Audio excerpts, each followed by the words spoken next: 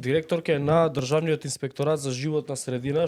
Прво, имате земено мостри од 6 места 12-13 дена после случувањето на хаваријата. Тоа значи дека тие резултати никога не може да бидат релевантни. И веројатно и тие резултати 2-13 дена после случувањето на хаваријата имаат зголемени вредности на загадување и затоа сега истрагата ќе ги даваме обвинителство овоа. Да те потсетам дека кривично ќе бидеш одговорна ако овие резултати не ги објавиш јавно на веб страната на Државниот инспекторат за животна средина и на Министерството за животна средина и просторно планирање, бидејќи имаш законска обврска да ги објавиш овие анализи прво на веб страницата на овие две институции. Чи нема врска дали има или нема истрага за тоа. Нема врска. Ти си должна да ги објавиш тие, но не ги објавувате заради тоа што имате проблем и 2-13 дена после хаваријата имате зголемени вредности на загадување во Крива река и во Тораница и на сите 6 точки кои што сте земале мостри.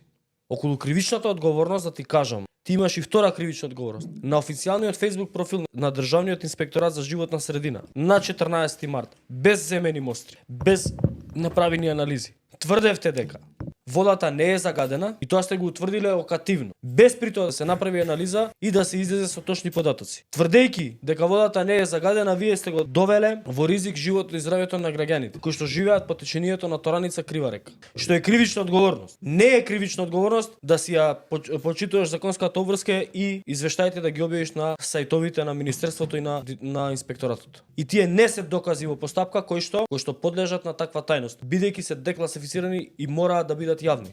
Трето, инспекторите кои што биле должни да земат мостри, веднаш не земале мостри. Ете ти уште една кривична одговорност. Четврта ситуација. Тони Тоневски на дебата на 24 вести пред 2 дена тврдеше дека инспекторите земале мостри. Сега тврдиш ти дека не земале мостри. Кој лаже?